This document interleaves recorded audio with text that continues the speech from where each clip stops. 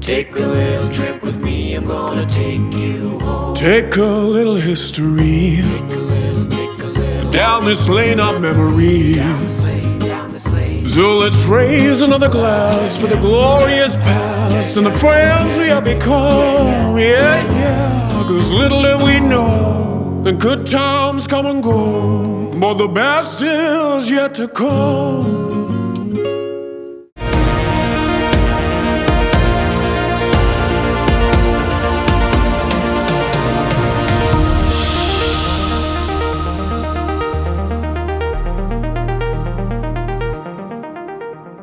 Hello and welcome to a very special interview for The Wire. My guest today is the Chief Minister of Punjab, Captain Amarinder Singh. In part one, I shall talk to him about his attempts to contain the virus in Punjab and the steps he's taking to ameliorate the lockdown. But in part two, I want to raise with him important concerns of national issues on which, as Chief Minister of Punjab, he has some very important things to say. Chief Minister, let's start with the fight to contain the coronavirus before we come to other issues. The Ministry of Health in Delhi says that as of 9 o'clock this morning, Punjab has 1,731 cases, 29 deaths, which means that you are 9th and 11th respectively on the tally of states. But the worry is that your testing per million is below the national average and your doubling rate is a very worrying 3 days. So is the fight against the virus getting more difficult, or do you still see light at the end of the tunnel? No, you must remember Punjab is a small place. And the number of people who have come into Punjab, let me start with the first one. This was in March. We had 135,000 people, 135,000 who came in from three airports at Amritsar, Mohali, and at Palam, and came to Punjab. This was just at the beginning of the start of the COVID. And we started getting, these are mainly from the Doaba belt, the northern belt. And we got a case in Nawashehar, we got cases in Hoshiarpur. The Nawashehar man who unfortunately got it died, but he left behind a number of people who we had to quarantine and get them out. Luckily, none of them died. But one was this 135 who came from Europe and other countries where this was happening. Second, we got about 1,000 people who came from Nizamuddin, and they did a major damage to us in the southern Punjab, which was Mansa, Sangrur, Patiala, that region where there's a large Muslim population. So that happened. And the third one is now we've got them from Maharashtra. Over 4,000 came from Maharashtra in the last 10 days. And we had and after testing, 905 of them have tested positive. So it's not ingrown. What is happening is not happening here. Here we got everything. The growth in Punjab is somewhere between 7 and 12 a day of the locals. But what has come from outside, and it's going to go up further, because let me tell you what's happening. We have received information from the Ministry of External Affairs that we expect 8,000 in the next few days who are coming from overseas.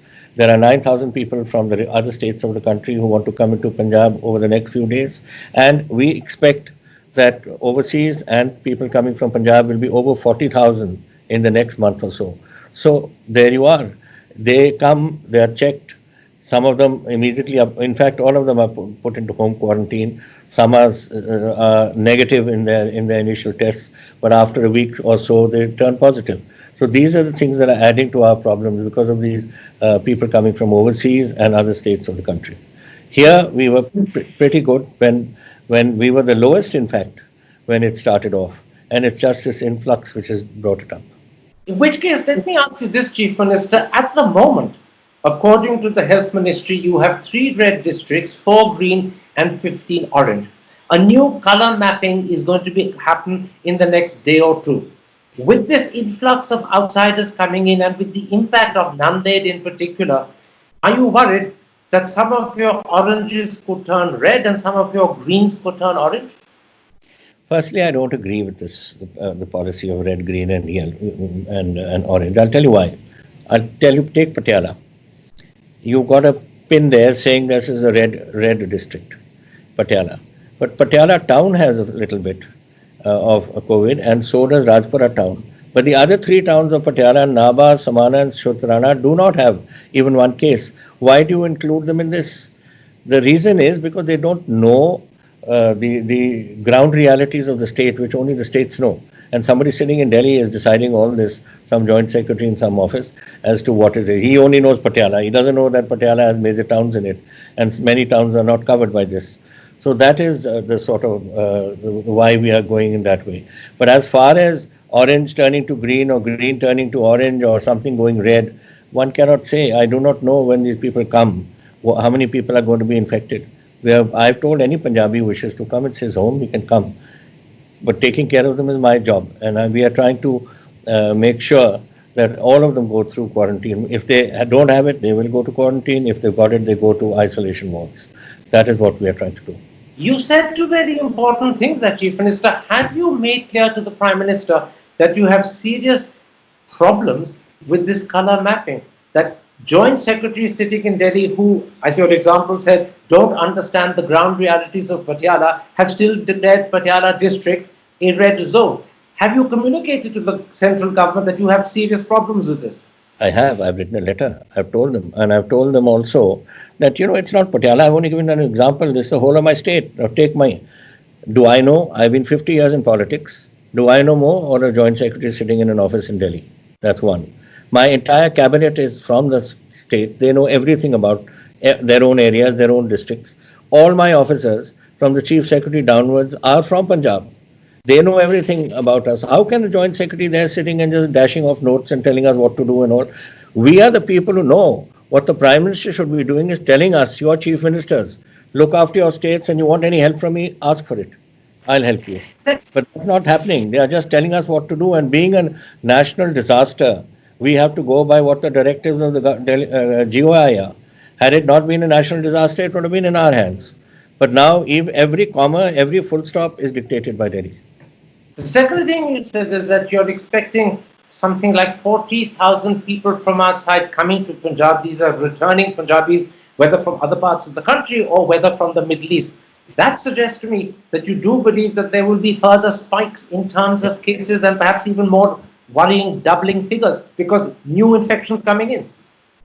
Absolutely, because if they come, and those of course who are quarantined, though they say on the paper it's written everyone will go through this test and that test and the other test. Well, I was the Nanded people who came. Three of them, all of them had gone through 3 tests, and when they came here, 905 are positive. All of them which came with the Maharashtrian tests were negative. So the whole system is, I don't know how it operates in other states, but we are very conscious of this and we do it very strictly.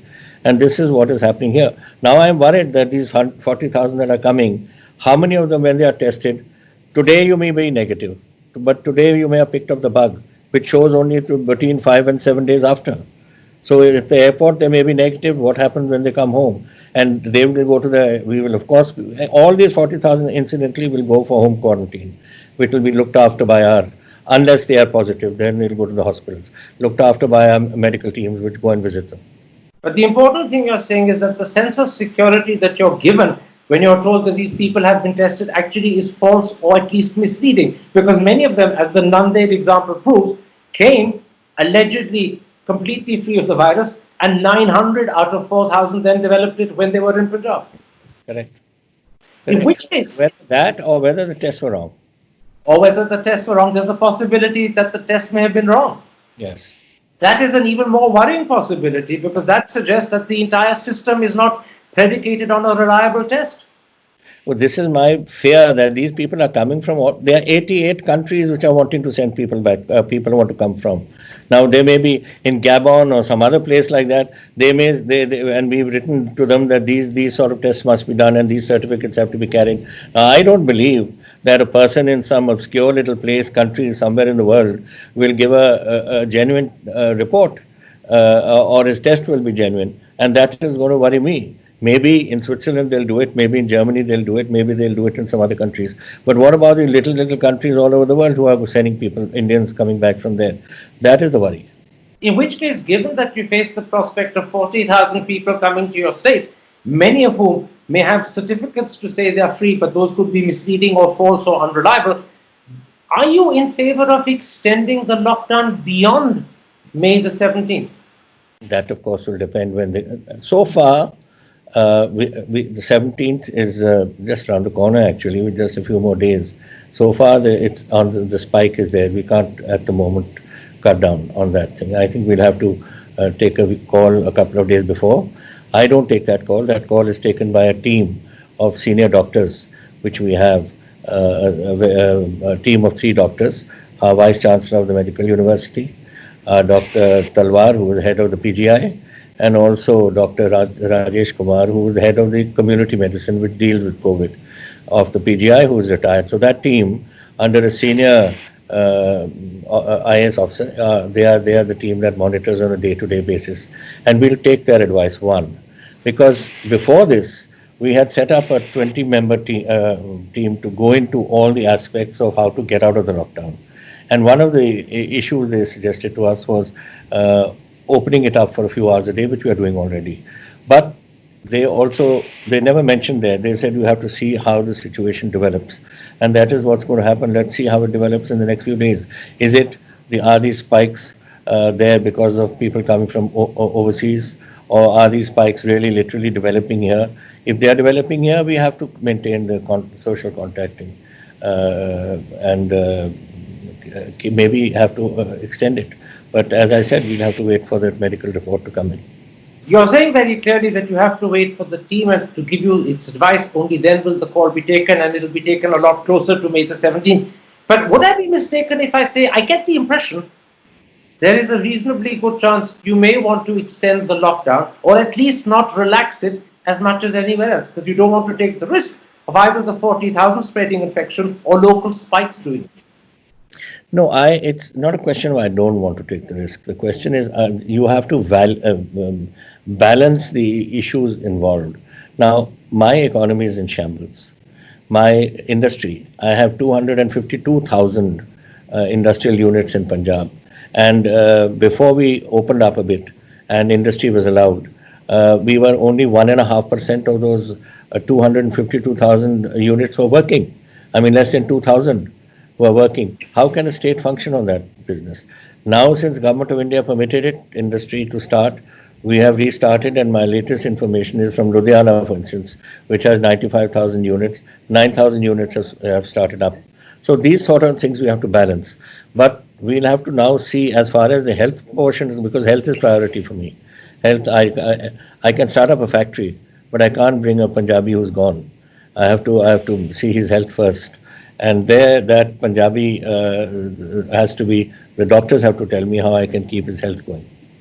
We're talking about the economy, and you've already brought up the state that you face in terms of industry. As you said, 2 of your red districts are Ludhiana and Jalandhar, both of which are fairly substantial industrial hubs. If I heard you correctly, you said Ludhiana has 90,000 units, of which only 9,000 are functioning. I don't know the figures for Jalandhar, but I take it, therefore, very little economic activity, industrial activity is happening, particularly as you point out of the 250 industrial units in your state, 1.5% are functioning. So there's very little, if any, industrial activity happening in Punjab at the moment. No, what the figures I gave you were the days when the industry was shut down. At that time, out of 252,000, there were only about 1.5% working. In Ludhiana, we had 95,000 units, out of which only 2,000 were working. Now, after opening up, it's gone to about 9,000 additional ones. So we're about 10, 11,000, which are now coming in. And hopefully, day by day, it's going to grow. But, suddenly there's a spurt. Now they are talking about a second wave in the corona on a global basis. A second wave is coming around or something. So God don't know what is going to happen. Nobody seems to know. It'll have to be taken on a day-to-day basis as to what really happens, and then we have to act and react to it. Now, the second aspect of the economic situation in your state is that yours is a major wheat-producing state, and this is the key Rabi harvesting season. Newspaper reports suggest that something like 70% of your wheat has been harvested. Are those reports accurate or are they exaggerated? No. I've got 180 lakh tons which is coming from the crop this year, and we are expecting roughly about 130 lakh tons which is going to come as the market wants surplus. Of that, as of today, last night's figures are here, but I'll read them out for you. We've got There they are. Uh, we we've have 111 lakh tons have arrived in the market as of yesterday, and we are getting about 3.1 lakh tons coming daily. So I think we should be able to finish this off in the next 10 days or so. The crop will be over. See, it starts with, it's a very funny way. It starts with the eastern districts, Patiala, Sangrur, this side. And then the harvest carries on towards the west. And now we are in the western districts of Amritsar, Taran, Gurdaspur, and that sort of thing.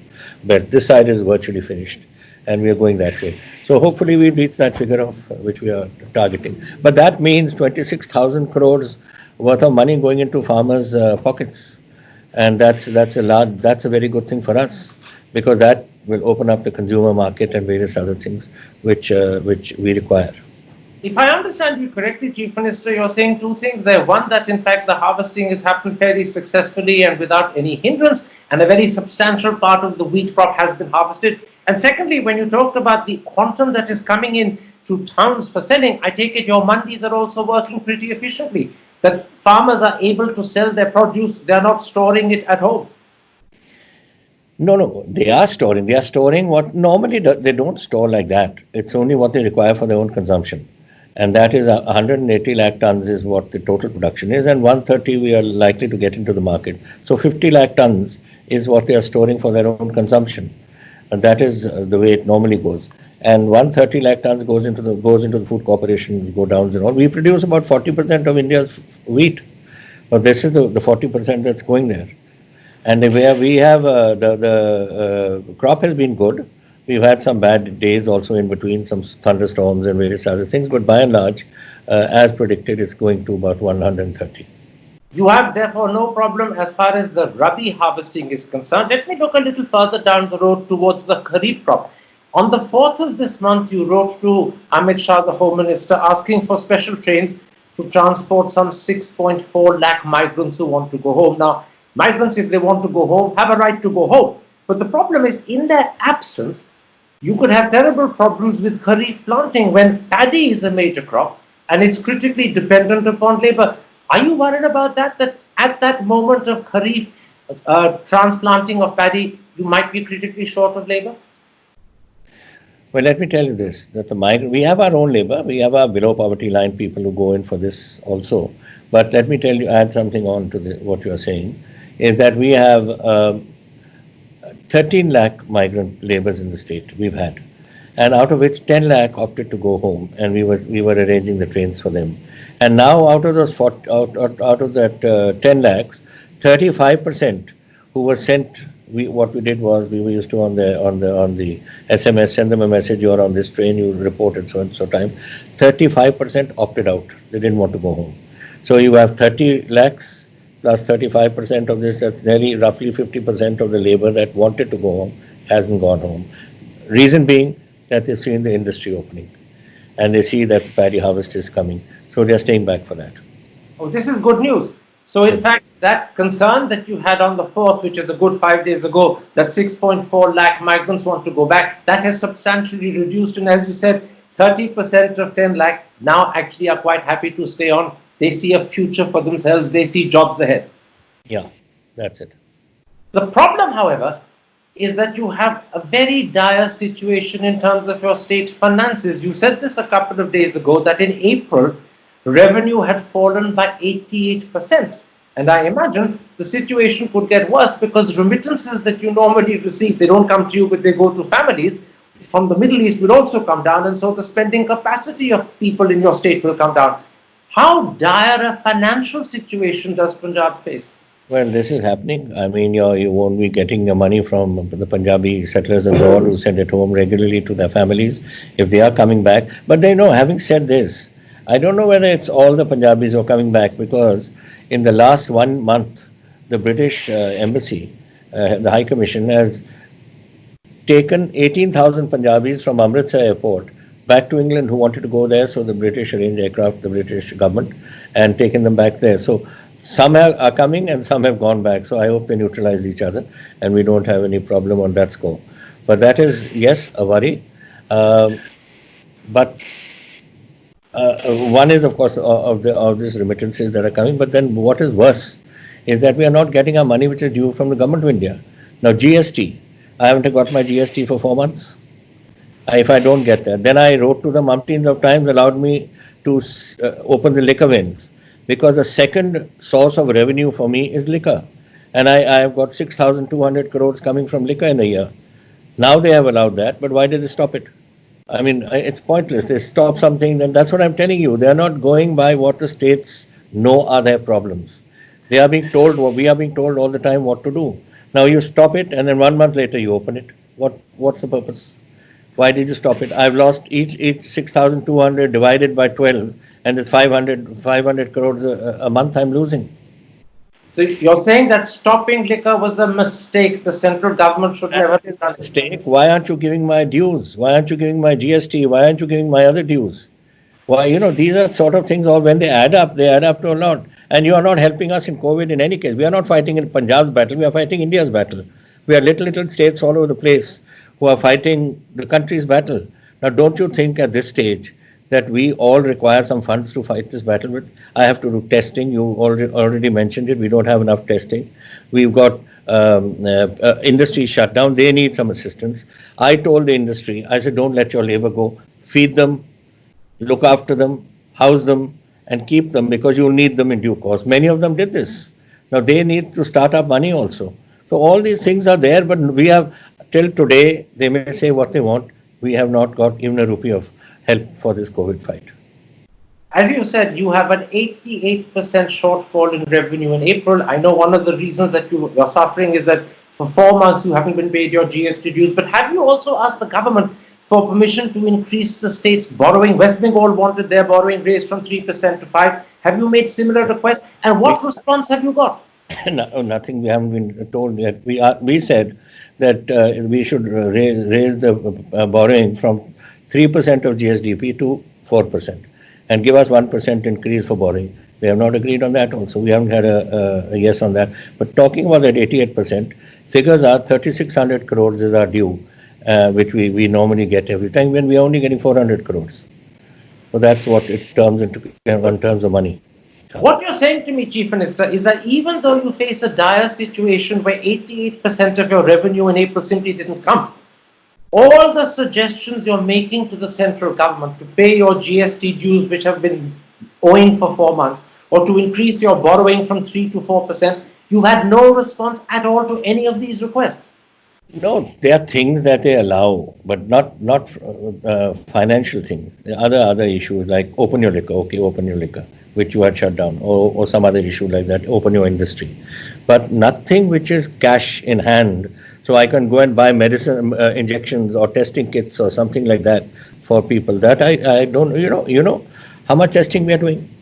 We are doing roughly about 50, we had only 3 places where we could test, which was the Amritsar Medical College, Patiala Medical College, and the PGI. Now we've extended that to, and from 1,500 we've gone to 2,500. Now 2,500 by 1st of June, we hope to go to 8,000 tests a day. But what is my population? 32 million. What is 8,000 tests a day in 32 million population? And what we hear on the globally when people, doctors and all talk everywhere, test again, test is the answer. But this in the whole of the country is not happening, not only us. And this question which you put to the government, to the Prime Minister, has been put by all chief ministers. I attended the first video conferencing which he had. He's had 4. But even the 4th one, all the chief ministers told him that we have no money, you give us money. But that's not coming. Chief Minister, let's take a break at that point. When I come back, I want to talk to you about certain important pan-Indian national issues, where your view as the Chief Minister of Punjab is a very important one. But first, a message from our sponsor, Glenlivet. Take a little trip with me, I'm gonna take you home. Take a little history Take a little down this lane of memory. down this lane. So let's raise another glass for the glorious past and the friends we have become. Yeah, 'cause little did we know the good times come and go, but the best is yet to come. Welcome back to a special interview for The Wire. My guest is the Chief Minister of Punjab, Captain Amarinder Singh. Chief Minister, let's now talk about issues of national concern where your voice as Chief Minister of Punjab would be of great interest to the audience. First, what is your opinion of the overall way in which the central government has handled this pandemic? Do you believe that during the lockdown they've succeeded in flattening the curve? Or do you believe, as many epidemiologists are saying, there will be serious spikes in June and July? We haven't flattened the curve as yet. That I think so. I think this is, it's not us. We can say what we like. The fact is, what is the global trend? I mean, what is happening in America is disastrous, and other countries all over Europe, whether it's Canada or America or South America or wherever it may be, this is on the rise. Now, whether it's going to be July, some say August, some say September, we don't know. We are living in this COVID world on a day-to-day basis as to what can be done. And at the moment, we have, as you know, you quoted the figures, we have had some deaths, we have had 1,700 or so people going up, and how that is going to end. And this is us. I mean, states like Maharashtra are much worse. And even now, even with us, I don't know whether this testing is enough. We are doing a testing of 1,500 in a population of 32 million. So how do we know in some village or the other there are people sitting who are positive? We don't know. So you're saying the worst is not behind us, it's very likely the worst in terms of new cases and unfortunately more deaths is ahead of us. I think so. I think it is. Therefore, it's going to spike. And therefore, the doctors, whatever they say, whether it's some say July, some say August, some say September, well, whatever it is, it's certainly going to go up. I think that is not only my saying, that's not only for India. India can't be isolated out of the world. It's a global phenomenon and it's happening all over the world. It's happening in the East. Look at little Singapore, that's got absolutely inundated. Or look at Maldives. Maldives has it. And then you have all the big countries around you who got it. So why should India be in isolation? So we should prepare for the worst and prepare that and think that it's going to happen. Now the central government insists that India has not reached the stage of community transmission. However, with just short of 60,000 cases as of today, most people believe we entered community transmission many weeks ago. What's your view? Have we entered it earlier or are we still to enter it? This is exactly what I was saying to you earlier, that we don't know whether this is internal growth of this disease or whether it's being brought in from outside. Now, yes, at the time of Nanded, it was brought out from outside. So it was at the time of Nizamuddin. So was it when the initial people came from Europe. But now, what is the situation? Is it people still coming in? There are people coming in still. I mean, for instance, there were 3,000 of our workers from Bathinda and Fazilka who had gone into Rajasthan to cut the mustard crop. 4,000 came back and now another 3,000 have come back. Now, with the first 4,000, 10 tested positive. I don't know how many are being tested in this, that the reports come. But my point is this is happening all over the time. And there are more and more people who are wanting to come back. So when they come back, are they carriers or they're not carriers? Are they people who are with full-blown COVID, or are they only carriers of the disease which can spread? So these are major things ahead of us. We can't sit here and say this. I think we have to hope that it doesn't happen, but prepare for the worst. You're suggesting to me, if I'm understanding you correctly, that there are good reasons to believe that community transmission may have begun. We can't be certain, but good reasons to believe it could have begun.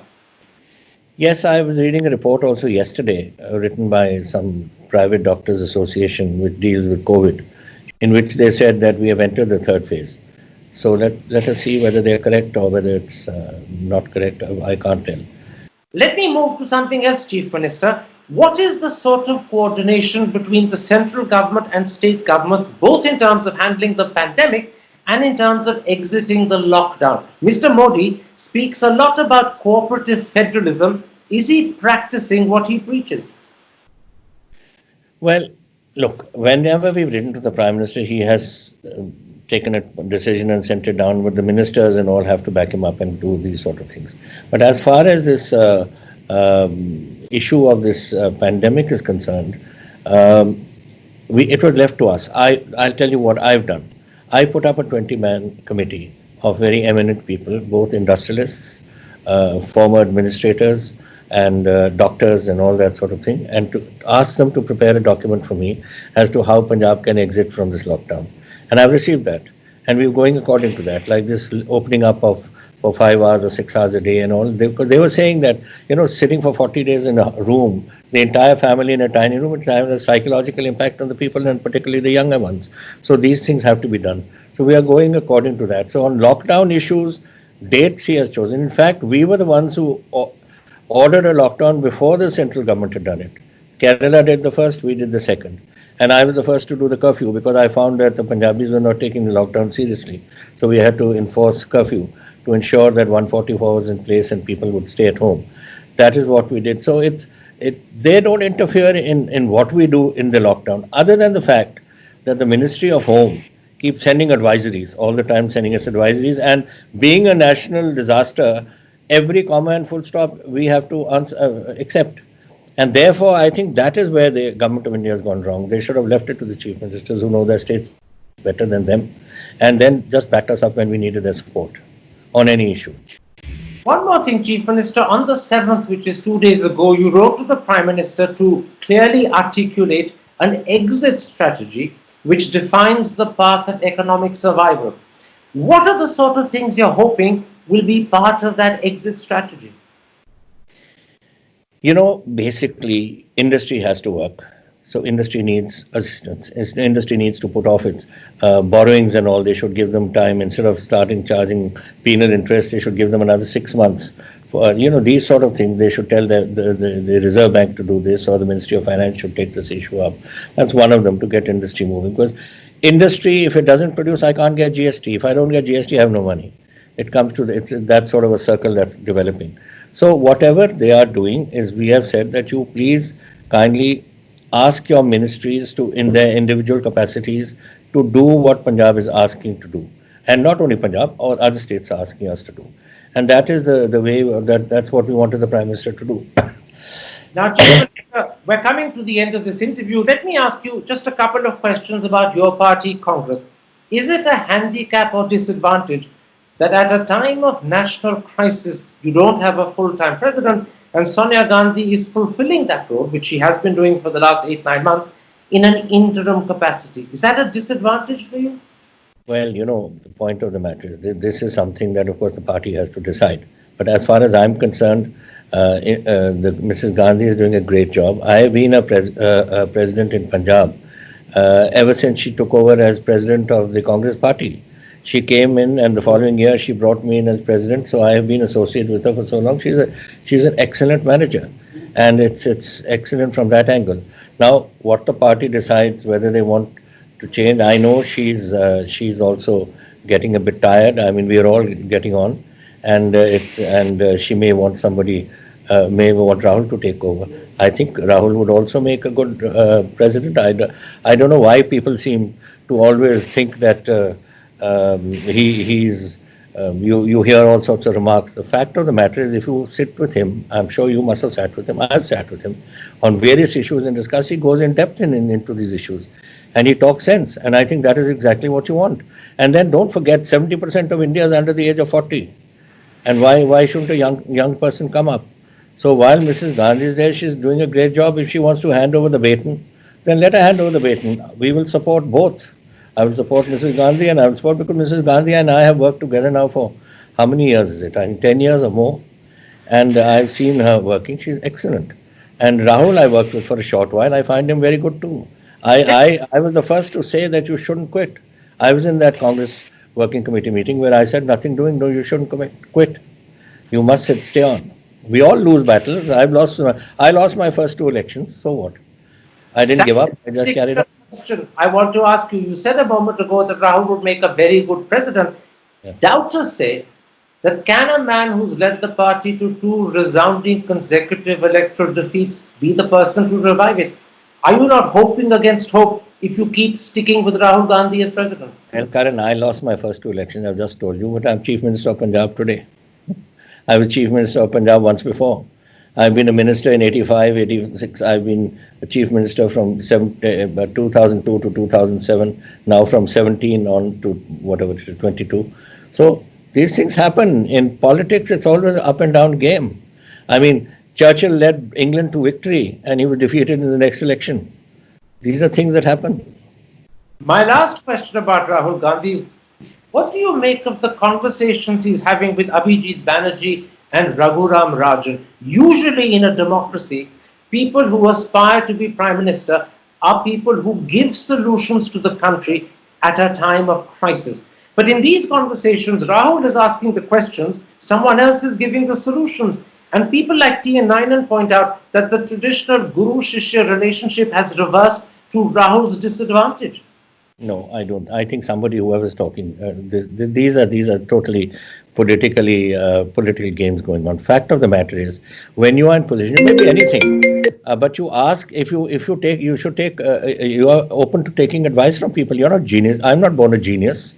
I'm an ordinary person, and if anything particular topic comes up, I take advice. Why have I formed the Mount Take Ahluwalia committee to take us to see how Punjab's economy can be revived? I'm not an expert in economics.